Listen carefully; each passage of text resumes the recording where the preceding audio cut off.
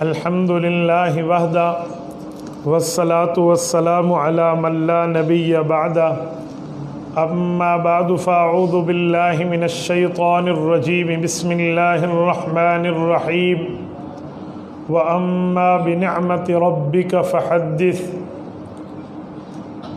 عن ابی ہریرہ رضی اللہ تعالی عنہ قال قال النبی صلی اللہ علیہ وسلم ان مثلی ومثل الانبیاء من قبلی كمثل رجل بنا بیتہ فأحسنه وأجمله إلا موضع لبنة من زاویہ فجعل الناس يطوفون به ويقولون ويتعجبون له ويقولون هلا وضعت هذه اللبنة فأنا اللبنة وأنا خاتم النبيين رواه الإمام الهمام البخاري في صحيحه صدق الله العظيم وبلغنا رسوله النبي الأمي الكريم ونحن على ذلك لمن الشاهدين والشاكرين والحمد لله رب العالمين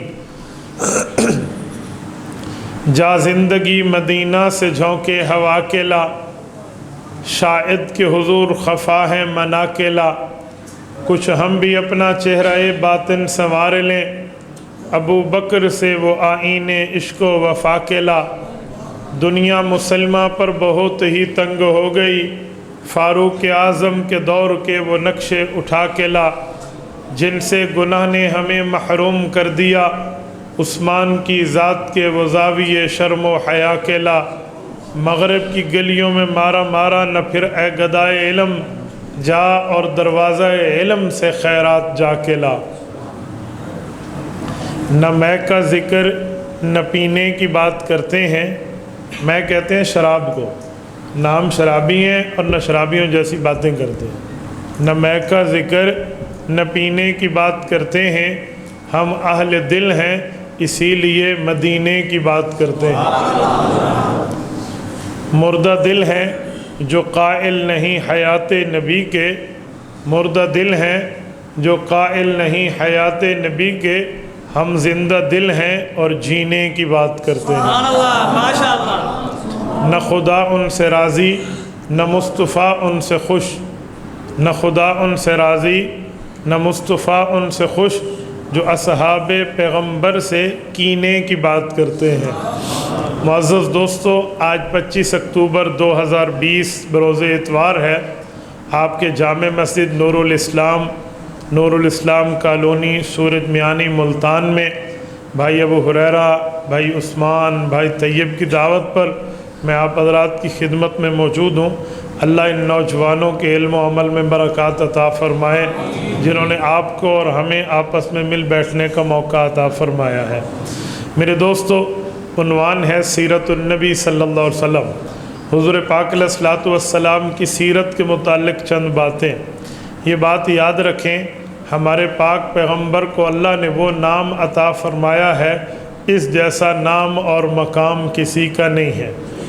ہمارے پاک پیغمبر کا نام لیں تو ہونٹ مل جاتے ہیں محمد صلی اللہ میرے نام حضور کا لوں تو کیا کہنا چاہیے باہر بنگلہ دیش والے ہیں وہ پاکستان والے نہیں ہیں آپ بھی بولیں کیا کہنا چاہیے صلی اللہ علیہ وسلم حدیث پاک میں ہے اللہ کے رسول نے صحابہ کو فرمایا میں تمہیں کنجوس دکھاؤں یا رسول اللہ دکھائیں فرمایا بخیل من ذکرت عندہ فلم یصلی علیہ وہ بندہ کنجوسوں کا امام ہے جس کے سامنے میرا ذکر ہو اور وہ مجھ پہ درود نہ پڑے ایسا کنجوس مکھی چوس نہیں ایسا سخی ہیں تو ہمیں کیا کہنا چاہیے سارے کہیں کیا کہنا چاہیے صلی اللہ علیہ وسلم اور اس ایمان اور عقیدے نظریے اور مذہب دین اسلام کے ساتھ کہنا چاہیے کہ ادھر سے ہمارا یہ درود پاک اللہ کے فرشتے لے جائیں گے ایک دن اللہ توفیق فرمائے گا ہم حضور کے روضے پہ حضور کو خود سلام پیش کریں گے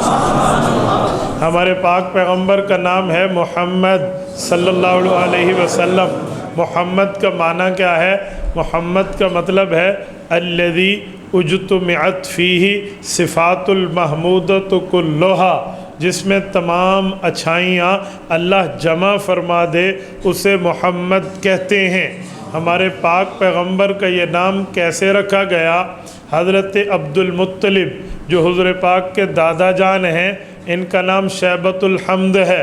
ارشاد فرماتے ہیں مجھ سے کسی نے پوچھا یا عبد المطلب ما حملک علی ان تسمیہ محمدا ولم یسمی من آبائہ، آپ نے اپنے پوتے کا نام اپنے بیٹے کے بیٹے کا نام محمد تجویز کیا، وجہ کیا ہے؟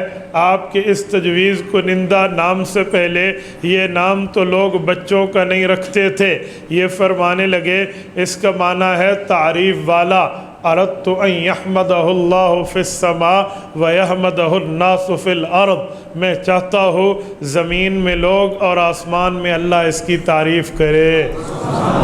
امام حاکم رحمہ اللہ نے المتوفہ 405 ہجری، اب 1442 نہیں 43 ہجری، اب ہم اس میں چل رہے ہیں، 42 شروع ہے، اب یہ 43واں سال بنے گا، یعنی 405، آج سے 1000 سال پہلے یہ بندہ دنیا سے گیا ہے۔ یہ انہوں نے حدیث پاک کو اپنی کتب میں تحریر فرمایا ہے۔ میرے دوستو، حضرت رسول اللہ کا یہ نام ملا، اس نام کی برکت، اس نام کا معجزہ، اس نام کا مقام، اس نام کا مرتبہ، اس نام کی حیثیت اور رتبہ یہ ہے، اس نام میں اللہ نے محبتیں رکھی ہیں، مودتیں رکھی ہیں، اس نام میں اللہ نے برکات رکھی ہیں۔ میرے دوستو، کائنات میں 2 نام ہیں جن ناموں کے الفاظ کو ایک دوسرے سے جدا کرو تو اچھے مطلب سے خالی پھر بھی نہیں ہوتے۔ ایک نام اللہ کا ہے، ایک نام رسول اللہ کا ہے۔ اگر اللہ دیکھیں قرآن کریم میں ہے اللہ الذی خلق 7 سماوات، اللہ کی الف گرا دیں للہ بنتا ہے، للہ ما فی السماوات و ما فی الارض، پھر بھی معنی اللہ کا، یہ لام گرا دیں لہو بچتا ہے، لہو ما فی السماوات والارض، لہو مقالید السماوات، قرآن کریم نے لہو بھی اللہ پر دلالت کی ہے، یہ بھی لام ہٹا دیں، پیچھے ہو بنتا ہے، هو اللہ الذی لا الہ الا ہو، پھر بھی اللہ کا نام برقرار رہتا ہے۔ اور ایک نام نامی محمد ہے صلی اللہ علیہ وسلم، جو بھی ہٹا دیں، جس لفظ کو ہٹا کر گرا دیں، پھر بھی حضور کے نام پہ دلالت کرتا ہے۔ محمد جس میں تمام اچھائیاں جمع ہوں۔ اللہ کے قرآن میں حضور پاک کے 5 نام ذکر ہیں، یہ 4 حضور پاک کے 4 جگہ نام محمد، ایک جگہ نام احمد ہے۔ حضور پاک کا نام محمد تو قرآن کہتا ہے وَمَا مُحَمَّدٌ إِلَّا رَسُولٌ، حضور پاک کا نام محمد تو قرآن کہتا ہے نزل علی محمد، حضور پاک کا نام محمد تو قرآن کہتا ہے وَمُحَمَّدُ الرَّسُولُ اللَّهِ وَالَّذِينَ مَعَهُ، حضور کا نام احمد ہے تو مبشرا برسول یأتی من بعد اسمہ احمد، حضور پاک کا نام مکمل ہے۔ اور اگر محمد سے لفظ میم ہٹا دیں، پیچھے حمد بچتا ہے۔ دنیا کا ہر آدمی جانتا ہے حمد تعریف کو کہتے ہیں، توصیف کو کہتے ہیں، اوصاف کو کہتے ہیں، مرتبے کو کہتے ہیں، اکرام اور احترام کو کہتے ہیں۔ حضور پاک کے نام میں حمد معنی تعریف والا ہے۔ اور اگر یہ حد بھی ہٹا دیں، ہا بھی ہٹا دیں، پیچھے مد بچتا ہے۔ مد کسے کہتے ہیں؟ مد یمد، کھینچنے والا۔ قرآن کریم کہتا ہے یا ایھا النبی انا ارسلناک شاہدا ومبشرا ونذیرا وداعیا الی اللہ باذنہ وسراجا منیرا، اے میرے پاک پیغمبر، میں نے آپ کو خوشخبریاں دینے والا بنایا ہے، میں نے آپ کو جہنم سے ڈرانے والا بنایا ہے، وداعیا، اور ایسا اللہ کی طرف بلانے والا بنایا ہے، باذنہ، رب کے حکم سے، سراجا منیرا۔ قرآن پاک میں ذکر سورج کا آیا، سراجم وہاج کہا، حضور کا ذکر آیا، سراج منیر کہا۔ سراجم وہاج بھی روشن سورج، سراجم منیر بھی روشن سورج۔ وہاج اس روشنی کو کہتے ہیں دیکھنے والا آنکھ چندھیا دے، اور منیر اس روشنی کو کہتے ہیں دیکھنے والا اپنے دل کو ٹھنڈا کرا لے۔ رب نے فرمایا وَدَاعِيًا إِلَى اللَّهِ بِإِذْنِهِ وَسِرَاجًا مُنِيرًا، میں نے آپ کو اپنی طرف بلانے والا ایسا روشن سورج بنایا ہے، آپ کے ساتھ بیٹھنے والا صحابی بن جائے گا۔ پتہ چلا حضور جہنم سے کھینچ کے جنت لے جانے والے ہیں، تو مد کا معنی کھینچنا ہے، پھر بھی نام محمد بنتا بنتا ہے، اور اگر یہ حاب میم بھی ہٹا دیں آخر دال بنتا ہے۔ حدیث پاک ہے الدال علی الخیر کفاعلہ، کہ نیکی پر بلانے والا بھی نیکی کی مانند ہے۔ حضور کا آخری لفظ بھی رکھیں تو پھر بھی حضور کی صفت بتاتا ہے۔ یہ نام محمد ہے، یہ کبھی نہیں ٹوٹتا۔ میرے دوستو، رب العزت نے اللہ کے رسول کا اکرام، اعزاز، مرتبہ، احترام یہ دیا ہے۔ میرے پاک پیغمبر کا نام اللہ نے اپنے نام کے ساتھ ہر جگہ جوڑا ہے۔ اگر آپ کلمہ طیبہ اٹھائیں آپ کو اللہ کا نام ملے گا، رسول اللہ کا نام ملے گا۔ 6 کلمے اٹھائیں اللہ کا نام ملے گا، رسول اللہ کا نام ملے گا۔ آپ جمعے کا خطبہ اٹھائیں اللہ کا نام ملے گا، رسول اللہ کا نام ملے گا۔ آپ عید کا خطبہ اٹھائیں آپ کو حضور کا نام ملے گا، اللہ رسول کا نام ملے گا۔ آپ نکاح کا خطبہ اٹھائیں اللہ کا نام ملے گا، رسول اللہ کا نام ملے گا۔ آپ اس خطبے کے آگے چلیے، خطبہ نکاح اٹھائیں اللہ کا نام ہے، رسول اللہ کا نام ہے۔ اگر آپ تھوڑا آگے چلیے، کوئی بندہ جنازہ پڑھتا ہے، جنازے میں اللہ کا نام ہے، رسول اللہ کا نام ہے۔ نماز کے لیے اذان دی جاتی ہے، اذان میں اللہ کا نام ہے، رسول اللہ کا نام ہے۔ پھر اذان کے بعد اقامت کہی جاتی ہے، اقامت میں اللہ کا نام ہے، رسول اللہ کا نام ہے۔ اس کے بعد نماز پڑھی جاتی ہے، نماز میں اللہ کا نام ہے، رسول اللہ کا نام ہے۔ پھر درود پاک پڑھا جاتا ہے، درود پاک میں اللہ کا نام ہے، رسول اللہ کا نام ہے۔ پھر دعائیں مانگی جاتی ہیں، دعا میں اللہ کا نام ہے، رسول اللہ کا نام ہے۔ اگر اس سے بھی آگے چلیں، بندہ توبہ کی کلمات کہتا ہے، اللہ کا نام ہے، رسول اللہ کا نام ہے۔ پیدائش تا وفات ایک ایک موقع پہ اللہ نے حضور پاک کے نام کو اپنے نام کے ساتھ یوں جوڑا ہے۔ امام حسان ابن ثابت رحمہ اللہ فرماتے ہیں وَشَكَّ لَهُ مِنْ اسْمِهِ لِيُجِلَّهُ فَذُو الْعَرْشِ مَحْمُودٌ وَهَذَا مُحَمَّدُ۔ حافظ ابن حجر اسقلانی المتوفی 852 ہجری نے فتح الباری کے مقدمہ ہدی الساری میں لکھا ہے، اللہ کے رسول کے نام اقدس کو رب نے اپنے نام کے ساتھ سے نکال کر دیا ہے۔ اللہ کا نام محمود ہے، وہاں سے نکال کے محمد دیا ہے۔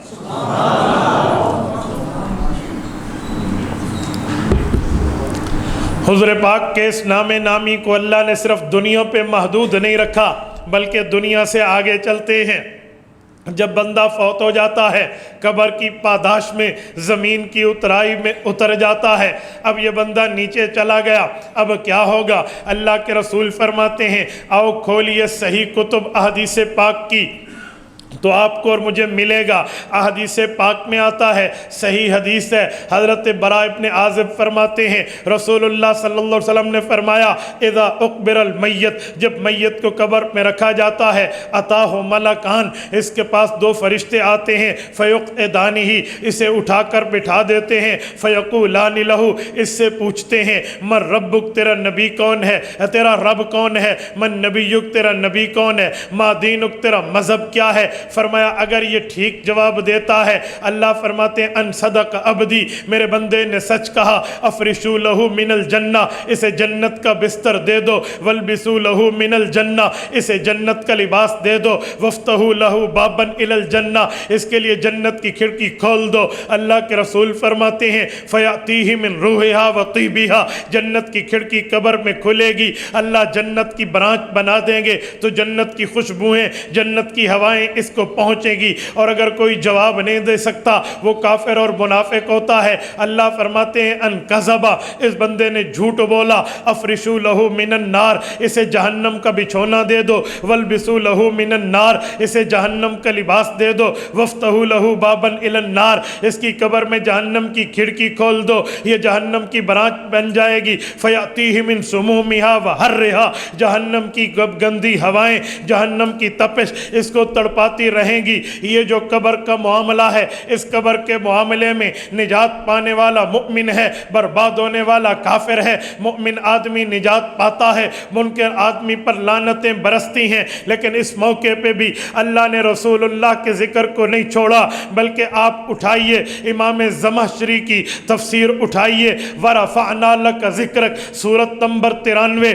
سورت علم نشرح کی آیت ہے۔ اللہ فرماتے ہیں ورفعنا لک ذکرک، رکھ۔ اے میرے پاک پیغمبر پریشان آپ نے نہیں ہونا، میں نے آپ کے ذکر کو، آپ کے تذکرے کو، آپ کے مقام اور مرتبے کو، آپ کے رتبے حیثیت اور ویلیو کو میں نے بہت بلند کر دیا ہے۔ اللہ آپ نے کیسے بلند کیا؟ امام زمخشری جار اللہ زمخشری لکھتا ہے اللہ کے رسول کا رتبہ اتنا بلند ہے، دنیا میں کلمے سے لے کر موت تک، دنیا میں پیدائش سے لے کر وفات تک، دنیا میں اول سے لے کر آخر تک، دنیا میں ابتدا سے لے کر انتہا تک اللہ کا نام ہے، رسول اللہ کا نام ہے۔ خطبوں میں، کلموں میں، نماز میں، اذان میں، اقامت میں ایک ایک جگہ حضور کا نام ہے۔ کہا جب بندہ قبر میں جاتا ہے پھر بھی اللہ نے حضور پاک کے اوپر اکرام اعزاز یہ کیا، جب اللہ کا سوال پوچھا جاتا ہے، من ربک پوچھ کے توحید کی بات پوچھی جاتی ہے، تو من نبیک پوچھ کے رسالت کی بات کی جاتی ہے۔ دنیا میں بھی اللہ نے اپنے نام کے ساتھ رسول اللہ کے نام کو جوڑا ہے، حتیٰ کہ قبر میں بھی اپنے نام کے ساتھ رسول اللہ کو جوڑا ہے۔ صرف دنیا کا معاملہ نہیں ہے بلکہ اس سے آگے چلیے، میدان محشر ہوگا۔ صحیح مسلم کی جلد اول اٹھائیے، اللہ کے رسول فرماتے ہیں، حضرت عبداللہ ابن عباس کی روایت ہے رضی اللہ عنہما، وہ فرماتے ہیں کل قیامت کا منظر ہوگا، اور کل قیامت کے منظر میں حالت یہ ہوگی، اللہ کا قرآن کہتا ہے یا ایھا الناس اتقوا ربکم، اے لوگو اپنے اللہ سے ڈرو، اس نے تمہیں پیدا کیا ہے۔ یوم قرآن قیامت کے دن کے بارے میں کہتا ہے یوم ترون تذہل کل مرضعۃ اما ارضعت وتضع کل ذات حمل حملها وترى الناس سکارى وما هم بسکارى ولكن عذاب اللہ شدید۔ فرمایا قیامت کا دن ہوگا، یوم تذہل کل مرضعۃ اما ارضعت، وہ ماں جو اپنے بچے کو اپنے سینے کا دودھ پلا کے، اپنے سینے کا خون کی دولت پلا کر اسے بڑا کرتی ہے، پرورش کرتی ہے، تربیت کرتی ہے، مربیہ بنتی ہے، اور اس کو اپنی جان سے زیادہ عزیز سمجھتی ہے، قیامت کی ہولناکی کو دیکھ کے، قیامت کی سختی کو دیکھ کے، قیامت کے معاملات کو دیکھ کے تزہلو، یہ عورت اپنے دودھ پینے والے بچے کو یوں نیچے پھینک دے گی جیسے کوڑے کرکٹ کو اٹھا کے پھینک دیا جاتا ہے۔ اما ارضات وتضع کل ذات حمل حملها، اگر کوئی عورت امید سے ہوگی، پریگننٹ ہوگی، حاملہ ہوگی، بچہ پیٹ میں اٹھایا ہوا ہوگا، قیامت کے سور کی سختی اتنی ہوگی جو بگل بجے گا، اس کی آواز اتنی ہوگی، یہ عورت کیا کرے گی؟ وَتَضَعُ ذَاتِ حَمْلٍ حَمْلَهَا، اس کا بچہ اسقاط کر جائے گا، بچہ گر جائے گا، ابارشن ہو جائے گا، پیٹ سے بچہ باہر آ جائے گا۔ وَتَرَى النَّاسَ سُكَارَىٰ، اور مجرم لوگوں کو آپ دیکھیں گے وہ یوں ہوں گے جیسے انہوں نے نشہ کیا ہو، انہوں نے چرس پی ہو، بھنگ پی ہو، پاؤڈر پیا ہو، حفیم پی ہو، یا کوئی نشہ کر کے یہ نشے میں مبہوت الحواس ہو چکے ہو، بالکل پاگل اور مجنون ہو چکے ہو، جیسے نشئی آدمی کبھی یہاں گرے کبھی وہاں گرے، یہ ان کی حالت ہوگی۔ وَتَرَى النَّاسَ سُكَارَىٰ، لوگ کہیں گے یہ تو عذاب ہے، فرمایا جی نہیں، وَلَٰكِنَّ عَذَابَ اللَّهِ شَدِيدٌ، یہ چھوٹا عذاب نہیں، رب کا بہت بڑا عذاب ہوگا۔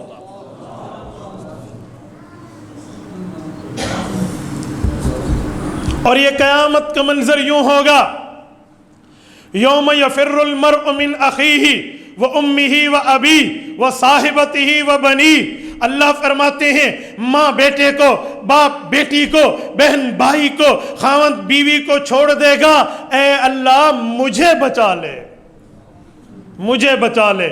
یہ قیامت کا منظر ہوگا، اور زمین تانبے کی طرح گرم ہوگی، سورج گویا سوا نیزے پہ ہوگا، ہر بندہ اپنے گناہوں کی بقدر پسینے میں ڈوبا ہوگا، ہر بندہ کہے گا یا ربی نفسی نفسی، میرے مولا میری جان بچا دے، اللہ میری جان بچا دے۔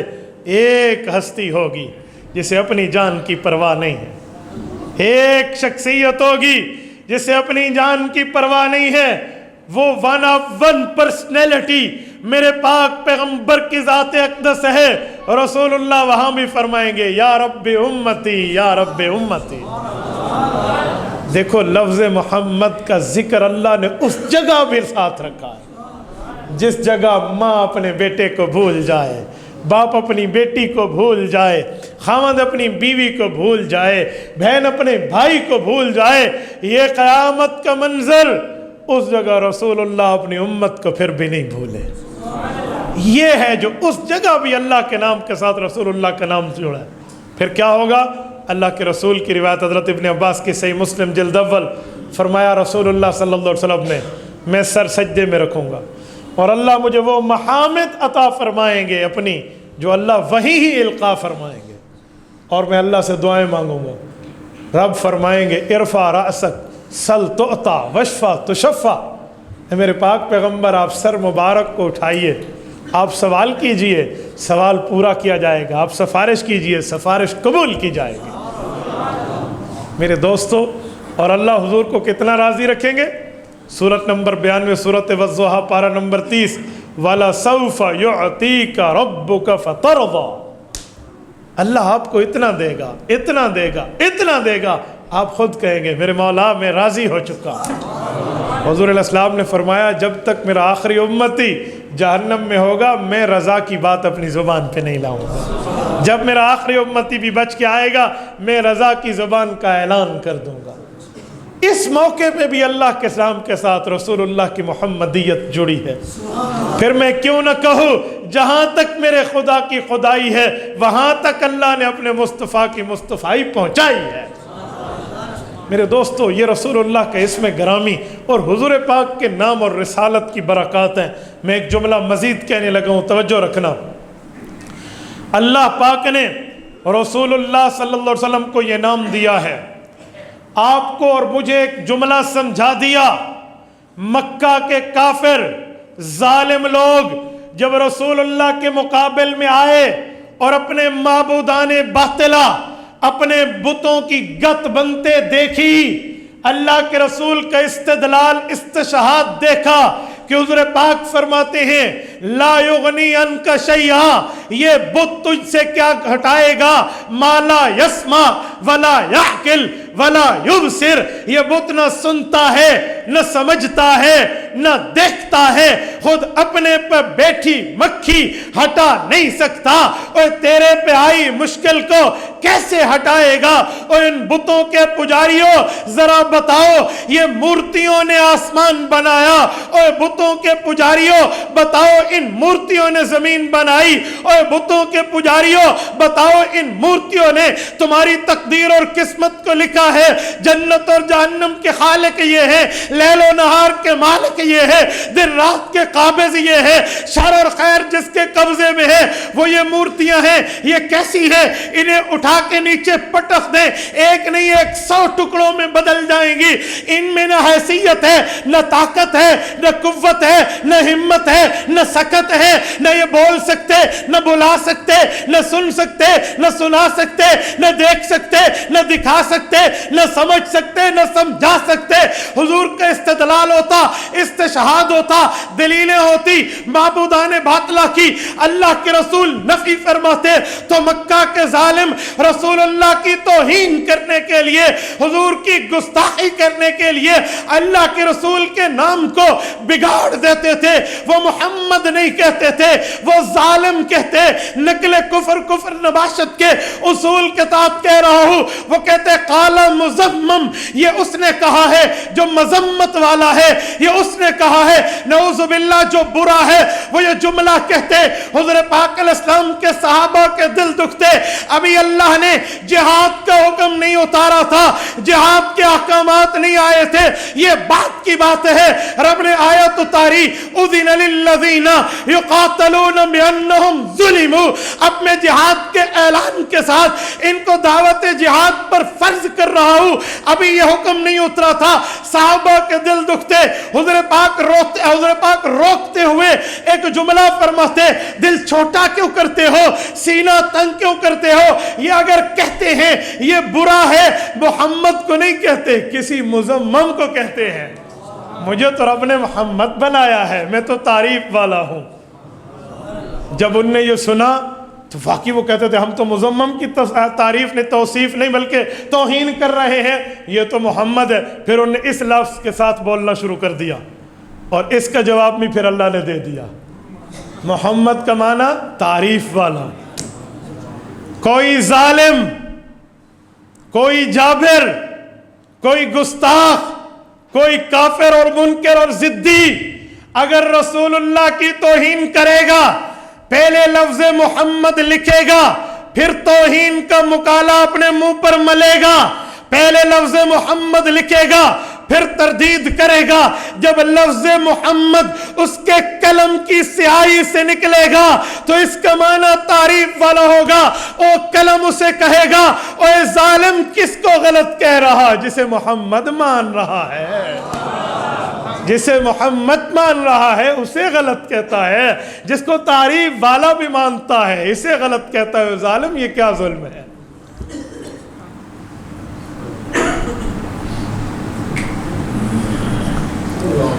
میں ایک بات سمجھانے کے لیے مزید کہتا ہوں، رسول اقدس صلی اللہ علیہ وسلم کو اللہ نے یہ نام دے کر آپ کے اور میرے دفاع کرنے سے بے نیاز کر دیا ہے۔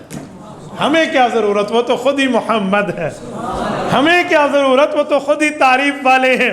اور سنو، رسول اللہ صلی اللہ علیہ وسلم کے دفاع سے اللہ نے حضور پاک کو ہمارے دفاع سے بے نیاز کر دیا، لیکن اس کا یہ مطلب نہیں ہے کہ ہم رسول اللہ کا دفاع نہیں کریں گے، اس کا یہ مطلب نہیں ہے کہ ہم حضور پاک کی حفاظت میں اپنی تگ و دو نہیں کریں گے، لیکن اس کا یہ مطلب نہیں ہے ہم رسول اللہ صلی اللہ علیہ وسلم کی تعریف، توصیف، منقبت، مناقب بیان کرنے میں اپنی زندگی خرچ نہیں کریں گے، بلکہ ہم اپنی زندگی خرچ کریں گے۔ کیوں؟ یہ راستہ جنت جاتا ہے، جو چاہے ان کے ساتھ چلے۔ ہم اپنی عاقبت کے لیے، اپنی آخرت کے لیے، اپنے نام اعمال کو سفید رکھنے کے لیے، وائٹ پوزیشن رکھنے کے لیے، ڈارک پوزیشن نہیں، کالا نامہ رکھنے کے لیے نہیں، بلکہ اپنی پوزیشن کو صاف رکھنے کے لیے حضور کی تعریف کریں گے، رب ہمیں مقام دے گا۔ تعریف کی وجہ سے آپ نے میرے لیے کرسی لگائی ہے نا، آپ تو نیچے بیٹھے ہیں، یہ تعریف کی دنیا میں عزت ہے۔ ہم تعریف کرنے والے بن جائیں، رب دنیا میں بھی عزتیں دے گا، آخرت میں بھی عزتوں کے تاج پہنائے گا، آخرت میں بھی عزت ملے گی۔ میرے دوستوں میں ایک جملہ کہتا ہوں، ایک شخص نے 40,000 اشعار حضور پاک کی تعریف میں لکھ ڈالے، حضور کی تعریف میں 40,000 اشعار، میرا نبی ایسا، میرا نبی ایسا، میرے نبی ایسے، میرے نبی ایسے، ان کی صفت، ان کا مقام، ان کا مرتبہ، ان کی حیثیت لکھتا گیا۔ اور آخر میں اس نے جب اس کو شائع کیا تو کسی نے کہا، تو نے اپنے مقالے کو لکھ کر، تو نے اپنے تھیسز کو لکھ کر، تو نے اپنی کتاب کو لکھ کر، تو نے اپنی نوٹ بک کو لکھ کر رسول اللہ کی تعریف کو 4 چاند لگا دیے ہیں۔ انہوں نے کہا نہیں نہیں نہیں نہیں، یہ کیا تعریف ہے؟ میں نے لکھ کر حضور کی تعریف کو 4 چاند لگائے ہیں؟ ما مدحت محمدم بمقالتی، یوں نہ کہے، یوں نہ کہے، ما مدحت محمدم بمقالتی، میں نے اپنی تعریف سے حضور پاک کو 4 چاند لگائے ہیں، ولیکن مدحت مقالتی بمحمدی، بلکہ حضور کی تعریف نے میرے مقالے کو عزت دی ہے۔ حضور پاک کی تعریف کی وجہ سے میں نے اپنے مقالے کو 4 چاند لگائے ہیں، میں نے کیا رسول اللہ کی تعریف کو 4 چاند لگانے تھے؟ میرے دوستو، رسول اقدس صلی اللہ علیہ وسلم کا مقام اور مرتبہ اس سے کہیں بلند ہے۔ اردو کے ایک شاعر نے ان شعروں کا خلاصہ آخری شعر کا اردو زبان میں لکھا ہے، بڑے پیارے لفظ ہیں، سونے کے ساتھ لکھنے کے مترادف ہے۔ وہ کہتے ہیں، تھکی ہے فکر رساں، تھکی ہے فکر رساں اور مدح باقی ہے۔ تھکی ہے فکر رساں، فکر رسا رسیدن، جہاں تک پہنچنا تھا، سوچنا، تھکی ہے فکر رساں، حضور پاک کی اور مدح باقی ہے۔ قلم ہے آبلا پا، مدح اور باقی ہے۔ آبلا پا، چل چل کے پاؤں پر چھالے پڑ جائیں، آبلا پا، قلم ہے آبلا پا، اتنا چلا ہے، گھس پٹ گیا ہے، اور مدح باقی ہے۔ تمام عمر لکھا اور مدح باقی ہے، ورق تمام ہوا اور مدح باقی ہے۔ رسول اللہ صلی اللہ علیہ وسلم کی تعریف، توصیف، منقبت، مقام، مرتبہ، رتبہ۔ میں امیر شریعت کے شہر میں بیٹھا ہوں، سید عطا اللہ شاہ بخاری رحمہ اللہ فرماتے تھے، میرے نانے کو تو اللہ نے وہ تعریف دی ہے کہ 23 سال میں اس کی تعریف میں قرآن اتارا ہے۔ اللہ کروڑوں رحمتیں برسائے بخاری کی تربت پر، کہا اللہ اکبر، 23 سال میں جس کی تعریف میں مکمل رب نے قرآن اتارا، ہماری زندگیاں لگ جائیں، ہم کیا تعریف کرنے والے بنے، ہم کیا تعریف کرنے والے بنے۔ صحابہ رسول اللہ کی تعریف میں ادب کو محلوظ خاطر رکھتے۔ ایک بار ایک مکہ کے کافر نے اللہ کے رسول کے مقابلے میں شعر کہا، وہانا علی صراعت بنی لوین حریکم بالبویرت مستطیرو، یہ جملہ گستاخی پر مشتمل کہا کہ یہ ارد گرد ہم نے آگ لگا دی ہے۔ یہ رسول اللہ کے مکہ مکرمہ سے نکالنے کی بات کہی۔ حسان ابن ثابت رضی اللہ عنہ کو حکم ہوا آپ جواب دیں۔ حضرت حسان نے عرض کیا، یا رسول اللہ، یہ آپ کے دشمن بھی آپ کے ہم قوم ہیں، اگر میں ان پر کوئی بات کروں تو آپ بھی تو اسی قوم سے ہیں، مجھے اجازت دے دیں، میں آپ کو ایسے نکالوں گا جیسے آٹے سے بال کو نکال دیا۔ حضور نے فرمایا اجازت دے۔ انہوں نے جواب دیا، ادام اللہ ذالک من سلیء فحرک فی نواحی السعیر، کا جو اپنے ارد گرد آگ لگاتا ہے میں انہیں کہتا ہوں یہ آگ ہمیشہ جلتی رہے، تم ہی اس کا ایندھن بنو گے۔ اس بندے نے اپنا شعر واپس لے لیا۔ انہوں نے کہا جی میں اس کے مقابلے میں بات نہیں کر سکتا۔ رسول اللہ صلی اللہ علیہ وسلم کی تعریف تو اس حد تک ہوتی تھی، اور حضور پاک کی تعریف اور توصیف منقبت میں یہ بات یاد رکھیں، میرے پاک پیغمبر کی تعریف میں خدا کی قسم ہوشیاری سے کام لینا چاہیے۔ یہاں دیوانگی نہیں چلتی، با خدا دیوانہ باش با محمد ہوشیار، یہ ادب کا مقام ہے، یہ ادب کا مرتبہ ہے۔ یہاں کچھ ایسا جملہ نہ کہہ بیٹھنا، قرآن کہتا ہے پھر اعمال سارے نیکیاں ختم ہو جائیں گی۔ ان تحبط اعمالکم وانتم لا تشعرون، ہو سکتا ہے تمہاری نیکیوں کو یوں ختم کر دیا جائے جیسے آگ میں لکڑی کو ختم کر دیا جاتا ہے، ڈیزالو کر دیا جائے گا۔ ان تحبط اعمالکم، اس میں نمک ڈالے نا اور چمچ ہلانے سے نمک ڈیزالو ہو جاتا ہے، پوری زندگی کی نیکیوں کو زیرو بنا دیا جائے گا۔ کہ رسول اللہ کی تعریف ایسی ہے، یہاں تعریف ہی رکھنا، یہاں کوئی ادب سے ہٹ کر کوئی جملہ نہ کہنا۔ اور صحابہ کرام رسول اللہ صلی اللہ علیہ وسلم کے آداب میں اتنا آگے ہوتے، کبھی نہیں ہوا اللہ کے رسول نے اپنی لعاب مبارک کہیں رکھی ہو اور صحابہ نے ہاتھوں پر مل نہ لی ہو۔ جب وہ آیا تھا نا صلح حدیبیہ کے وقت، کفار کی طرف سے نمائندہ عروہ بن مسعود رسول اللہ سے گفتگو کے لیے، بعد میں صحابی بنے ہیں رضی اللہ عنہ، تو انہوں نے کفار کے سرداروں کو جا کر کہا تم نے مجھے معاہدہ لکھنے کے لیے تو بھیجا، لیکن تمہیں نہیں پتا تمہارا پالا کس بندے سے پڑا ہے۔ کہا وہ کیسے؟ کہا تم مجھے اپنے میں بڑا مانتے ہو؟ کہا جی مانتے ہیں تو تجھے بھیجا ہے۔ کہا بڑے بڑے بادشاہوں کے درباروں میں تم نے مجھے بھیجا، میں تمہارے وہاں پر جا کر معاہدے کر کے آیا۔ کہا جی ہاں۔ کہا میں نے وہاں وہ آداب نہیں دیکھے جو رسول اللہ کے صحابہ نے حضور کے آداب بجا لائے ہیں۔ ان کے وضو والا پانی یہ لوگ ان کی کونی سے نیچے گرنے نہیں دیتے، اپنے چہرے اور جسموں پر مل لیتے ہیں۔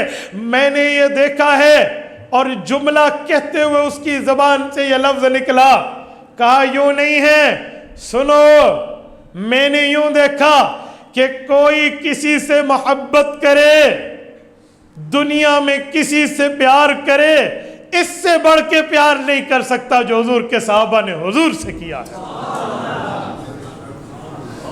ما رأیت یحب احدا کحب احد کحب اصحاب محمد محمدا، میں نے یوں نہیں دیکھا جیسے حضور کے صحابہ حضور سے پیار کر دے۔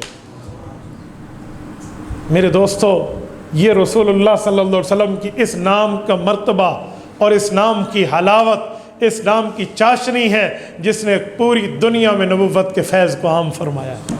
اور میں ایک بات مزید کہتے ہوئے آپ کی خدمت میں ایک جملہ کہتا ہوں، یہ نام اقدس جو رسول اللہ کو رب نے دیا ہے، یہ اللہ کے عرش پہ ویسا ہی لکھا ہوا تھا جیسے اللہ کا نام لکھا ہوا تھا۔ آپ کے اور ہمارے پاک پیغمبر فرماتے ہیں حضرت آدم علیہ السلام ہمارے سب کے والد محترم نے جب سب سے پہلی آنکھ کھولی تھی تو عرش معلیٰ پر پڑی تھی۔ حضرت آدم فرماتے ہیں فرائیت علی قوائم العرش مکتوبہ، میں نے اللہ کے عرش پہ لکھا ہوا دیکھا لا الہ الا اللہ محمد الرسول اللہ۔ کہتے ہیں میں نے پڑھ لیا۔ اچھا یہاں ایک جملہ کہتا ہوں، توجہ رکھنا، حدیث پاک آئی ہے تو میں بات لگے ہاتھوں کہتا جاؤں پھر پتہ نہیں۔ حضرت آدم نے یہ جملہ کب پڑھا؟ جب حضرت آدم کے جسم میں کیا آئی؟ فوراً پڑھا۔ میں سوال کر سکتا ہوں؟ ابھی تو حضرت آدم کسی اسکول میں نہیں گئے تھے، پڑھنا کہاں سیکھا تھا؟ میں سوال کرنے لگا ہوں، لکھنا پڑھنا کہاں سیکھا تھا؟ ابھی تو پڑھا ہی نہیں تھا کسی سے۔ اس سے پتہ چلا نبی کسی سے پڑھتا نہیں ہے، وہ اللہ کا پڑھا ہوا ہوتا ہے۔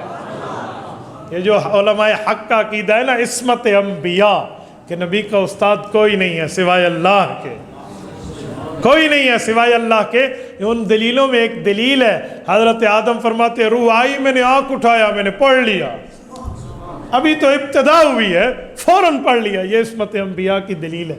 اور میں ایک بات مزید کہتا ہوں میرے دوستو، اللہ نبی کو وہ کمال دیتے ہیں جو اس قوم کے لوگوں کے کمال میں نبی اکمل بن کے آتا ہے، اکمل بن کے آتا ہے۔ میں ایک جملہ کہتا ہوں، سنو۔ حضرت موسیٰ علیہ السلام کی قوم کا مقابلہ تھا حضرت موسیٰ سے۔ قوم موسیٰ جو فرعونی تھے، قبطی تھے، قبطی جادوؤں میں مشہور تھے، جادو کرتے تھے، جادوگر تھے۔ 70,000 جادوگروں کو فرعون حضرت موسیٰ کے مقابلے میں لایا تھا۔ رب نے فرمایا تھا وَلْقِ مَا فِي يَمِينِكَ، آپ اپنے ہاتھ سے اس عصا کو پھینکیے، فَإِذَا هِيَ حَيَّةٌ تَسْعَىٰ، حیہ، عام سانپ نہیں کہا، حیہ، حیہ بہت بڑے سانپ کہتے ہیں، جسے کہتے ہیں کوبرا، ازدہا، وہی فوراً وہی بنا۔ تلقف ما صنعوا، وہ ان سب کو نگل گیا جو 70,000 لکڑیاں ان نے پھینکی تھی یا 70,000 رسیاں پھینکی تھی، جو لگتا تھا کہ یہ سانپ چل رہے ہیں۔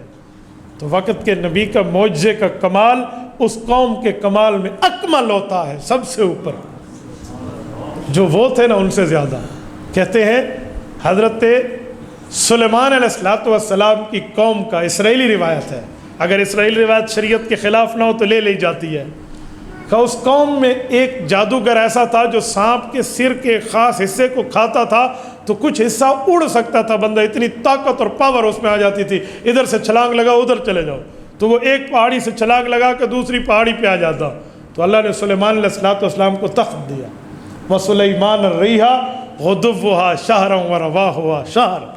قرآن کہتے ہیں تخت سلیمانی اڑتا، وہ صبح سے شام، شام سے صبح اتنا سفر کرتا جتنا لوگ مہینوں میں کر جاتے ہیں۔ غدوُّهَا شَهْرًا وَرَوَاحُهَا شَهْرًا، ایک دن میں 2 مہینے کا سفر طے کر لینا۔ آپ اندازہ لگا لیں، ایک دن میں 2 مہینے کا سفر طے کر لینا۔ آج سائنسدان تو ایسی شٹل نہیں بنا سکا جو قادر مطلق، مطلق العنان، مسبب الاسباب نے بنائی ہے، یہ ان کے دور میں تھا۔ اور مسمرزم، ہپنوٹائز، یہ جو نالج اور علم تھا یہ حضرت عیسیٰ علیہ السلام کے دور پہ بڑا مشہور تھا۔ اللہ نے حضرت عیسیٰ علیہ السلام کو اس میں اکمل کرا کے دکھایا۔ وہ ظالم آیا، پھانسی دینے آیا ہوں، ہاتھ میں پھانسی کے وارنٹ لے کر پوری فورسز کو لے کر آیا حضرت عیسیٰ علیہ السلام کو گرفتار کرنے۔ اللہ نے جبرائیل امین کے ذریعے حضرت عیسیٰ کو اوپر اٹھا لیا، نہ پھانسی دے سکے نہ قتل کر سکے، بلکہ کیا ہوا، وہ جو ورنٹ ہاتھ میں پکڑے ہوئے تھا اس نے ایک فوجی کو پکڑایا، کہا یہ پکڑ، ڈھونڈتے ہیں کمرے میں۔ جب کمرے میں گئے اللہ نے حضرت عیسیٰ کو اٹھا لیا اور اس کی شکل حضرت عیسیٰ والی بنی، تو انہوں نے کہا جی پکڑو، انہوں نے کہا میں تو آڈا وڈا ہاں، میں تے کمانڈر ان چیف ہاں۔ انہوں نے کہا کوئی کمانڈر ان چیف نہیں ہے، پھڑو انہوں اے عیسیٰ علیہ السلام ہے۔ قرآن کہتے ہیں وَمَا قَتَلُوهُ وَمَا صَلَبُوهُ وَلَكِنْ شُبِّهَ لَهُمْ، نہ قتل کر سکے نہ صلیب پہ چڑھا سکے، بلکہ مشتبہ ہو گیا معاملہ ہے کیا۔ وَإِذْ قَالَ اللَّهُ يَا عِيسَىٰ إِنِّي مُتَوَفِّيكَ وَرَافِعُكَ إِلَيَّ، اللہ نے حضرت عیسیٰ کو فرمایا میں تجھے مکمل وصول کر کے اپنی طرف اٹھا لوں گا، مکمل وصول کر کے اپنی طرف اٹھا لوں گا۔ تو حضرت عیسیٰ علیہ السلام تو اس معجزے میں اکمل نکلے، اور میرے پاک پیغمبر کی باری آئی ہے تو اس زمانے میں کلامی معجزے ہوتے تھے ان کے ہاں۔ عرب کی باندیاں بھی چلتی تو 100 اشعار انہیں حفظ ہو جاتے، یاد ہو جاتے، لیکن رسول اللہ صلی اللہ علیہ وسلم کو رب نے ایسا کلام عطا فرمایا، ایسا معجزہ عطا فرمایا، ایسا قرآن عطا فرمایا کہ قرآن کے مقابلے میں قرآن لاؤ نہ لا سکے، 10 سورتیں لاؤ نہ لا سکے، ایک آیت لے کر آؤ نہ لا سکے، عاجز آ گئے۔ کیوں؟ اِنَّا نَحْنُ نَزَّلْنَا الذِّكْرَ وَإِنَّا لَهُ لَحَافِظُونَ، رب کا وعدہ یہ مقام اور مرتبہ اللہ نے ہر نبی کو دیا، لیکن جو رتبہ اللہ نے ہمارے نبی کو دیا ایسا کسی کو نہیں دیا۔ امام الانبیاء بنایا، امام نہ اس کے آگے کوئی ہوتا ہے نہ اس کے برابر کوئی ہوتا ہے۔ ایک بندہ مجھے کہنے لگا حضرت ابراہیم اور حضرت اسماعیل علیہ السلام تو حضور پاک کے والد آبا و اجداد میں ہیں۔ جی ہیں۔ کہا رسول اللہ تو ان کے نسب کے حساب سے بیٹے ہیں؟ کہا جی ہاں۔ تو کہا اس سے پتہ چلا ایک رتبہ۔ ایک اور بات پوچھوں؟ کہا جی تم کہتے ہو ابراہیم اسماعیل علیہ السلام سمیت تمام انبیاء حضور کے مقتدی ہیں۔ ہم نے کہا جی مقتدی ہیں۔ حضور امام ہیں؟ جی امام ہیں۔ امام کا رتبہ بڑا؟ جی بڑا۔ مقتدی کا چھوٹا؟ جی چھوٹا۔ تو کہا مقتدی اسماعیل ہیں، ان کے پاؤں ایڑی لگی، زمزم کا چشمہ جاری ہوا، جو ان کے پاؤں سے پانی نکلا پاؤں کے نیچے سے نکلا، یہی پاؤں کے نیچے والا پانی حضور پاک کے دل اقدس کو معراج کے وقت شق صدر پہ دھویا گیا۔ اس سے پتہ چلا اسماعیل علیہ السلام بڑے ہیں، کیونکہ اس کے پاؤں کا پانی بڑے نبی کے دل کو دھویا گیا۔ میں نے کہا بھائی ایک بات دیکھی، تصویر کے دوسرے رخ سے آنکھیں بند کر لی۔ کہا جی وہ کیسے؟ میں نے کہا امام مسجد نماز پڑھانے کے لیے آیا، یہ بیٹا ہے، حافظ بھی ہے، عالم بھی ہے، قاری بھی ہے، مجود بھی ہے، بہترین پڑھا سکتا ہے۔ والد صاحب صرف نیک آدمی ہیں، حافظ عالم قاری نہیں ہیں۔ جب نماز پڑھانے کی باری آئے گی تو کون پڑھائے گا؟ کہتے ہیں بیٹا پڑھائے گا۔ میں نے کہا رتبہ کس کا بڑا؟ کہتے ہیں رتبہ تو باپ کا بڑا، لیکن یہ پیچھے ٹھہرے گا۔ میں نے کہا اچھا ٹھیک ہو گیا، نماز ختم ہوئی، دعا ہو گئی، سنتیں ہو گئی، چلو جی گھر کو چلو۔ جب گھر میں پہنچے، اب پاؤں دبانے کی باری آئی۔ اب باپ بیٹے کے پاؤں دبائے گا یا بیٹا باپ کے پاؤں دبائے گا؟ کہتے جی بیٹا باپ کے پاؤں دبائے گا۔ میں نے کہا کیوں؟ رتبہ تو اس کا بڑا تھا، علمی، حافظ یہ تھا، عالم یہ تھا، قاری یہ تھا، مجود یہ تھا، امام یہ بنا تھا۔ حق ہے ابو کو چاہیے بیٹے کو سلا کے اس کے پاؤں کی چابی کرے۔ کہا جی نہیں، اب مسئلہ جو ہے نا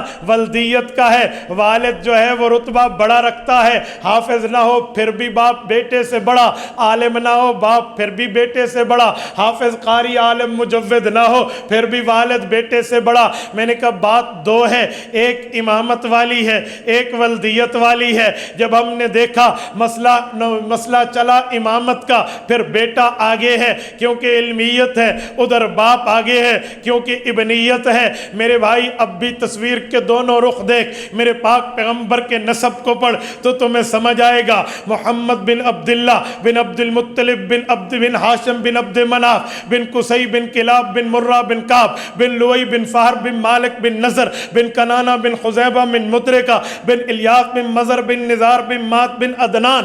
حضور پاک علیہ السلام کے سلسلہ نسب کو دیکھ تو حضرت عدنان کے واسطے سے حضرت اسماعیل پہ جا کے ملتا ہے۔ پتہ چلا حضرت اسماعیل حضور پاک کے والد ہیں، کیونکہ یہ بیٹے حضرت ابراہیم کے ہیں۔ حضرت ابراہیم کو رب نے دو بیٹے دیے تھے، ایک کا نام اسماعیل ہے، ایک کا نام اسحاق ہے۔ حضرت اسحاق کی نسل سے 70,000 انبیاء کی لڑی آئی ہے۔ حضرت اسماعیل کی نسل سے رسول اللہ آئے ہیں، میرے پاک پیغمبر کے والد ہیں۔ حضرت اسماعیل جو معد بن عدنان کے واسطے سے سلسلہ نسب میں موجود ہیں، لیکن اگر والد کا معاملہ دیکھیں تو حضرت اسماعیل بڑے ہیں، لیکن امامت کا مسئلہ دیکھیں، نبوت کا مسئلہ دیکھیں، حضور بڑے ہیں۔ مسئلہ امامت انہیں ملا ہے۔ مسئلے دو ہوتے ہیں، ایک مسئلہ امامت ہے جسے مسئلہ نبوت کہتے ہیں، اس میں حضور بڑے ہیں، امام بنے ہیں۔ ایک مسئلہ ولدیت ہے جسے مسئلہ ابوت کہتے ہیں، اس میں حضرت اسماعیل بڑے ہیں۔ اگر درجہ نبوت کا دیکھیں